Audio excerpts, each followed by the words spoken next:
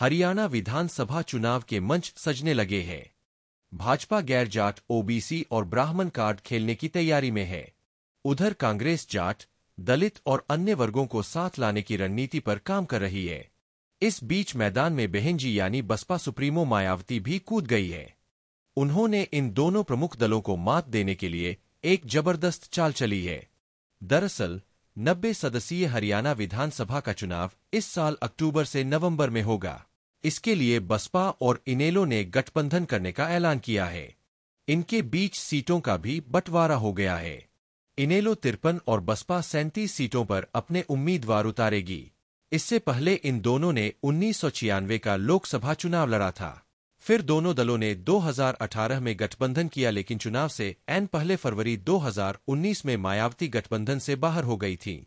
उस वक्त चौटाला परिवार में आपसी विवाद चल रहा था। इनेलो प्रमुख अभय चौटाला और मायावती के बीच दिल्ली में करीब 1 घंटे तक चले मंथन के बाद बुधवार को गठबंधन को अंतिम रूप दिया गया। 2 दिन पहले ही भाजपा ने मोहन लाल बड़ौत को प्रदेश अध्यक्ष नियुक्त किया है। वह ब्राह्मण समुदाय से आते हैं। वह राय विधानसभा सीट से विधायक है।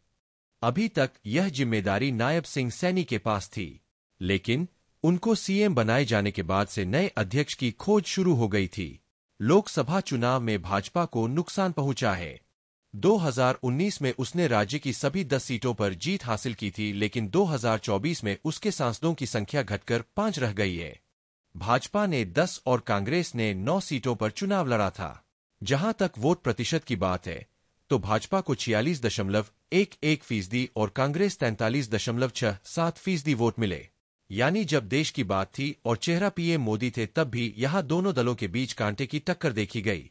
इस चीज को भाजपा ने चुनाव से पहले ही भांप लिया था। तभी चुनाव से कुछ ही समय पहले राज्य में नेतृत्व परिवर्तन कर दिया गया। मनोहर लाल खट्टर की जगह नायब सिंह सैनी को सीएम बनाया गया।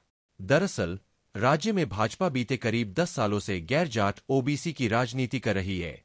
उसने 10 साल पहले पंजाबी खत्री मनोहर लाल के हाथों में राज्य की कमान सौंप जाट सीएम की परंपरा को तोड़ा। फिर वह अगड़ी जातियों में ब्राह्मण समुदाय को साधने की कोशिश में है।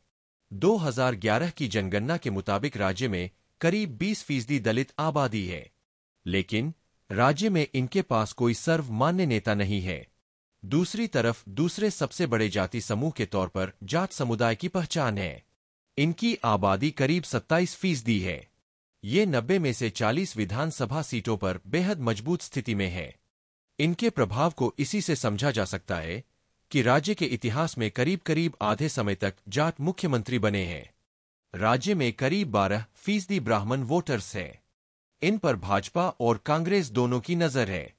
2024 के लोकसभा चुनाव के आंकड़ों से कई चीजें साफ हो गई। भाजपा के पास नॉन जाट ओबीसी का एक बड़ा वोट बैंक है। कुल आबादी में इनकी हिस्सेदारी करीब 40% है।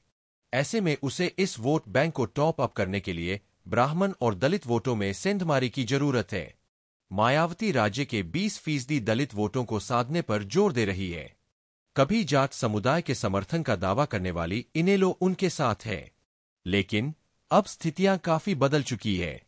इनेलो न तो राज्य में जाट समुदाय की इकलौती पार्टी है और न ही मायावती अब दलित समुदाय का एक भरोसेमंद चेहरा है। ऐसे में इस गठबंधन का जमीन पर कितना असर होगा यह कहना मुश्किल है। दूसरी तरफ कांग्रेस के पास राज्य में कद्दावर जाट के साथ एक कद्दावर दलित नेता है। उनका नाम है कुमारी सैलजा। वह सिरसा से भारी मतों के अंतर से विजयी हुई है।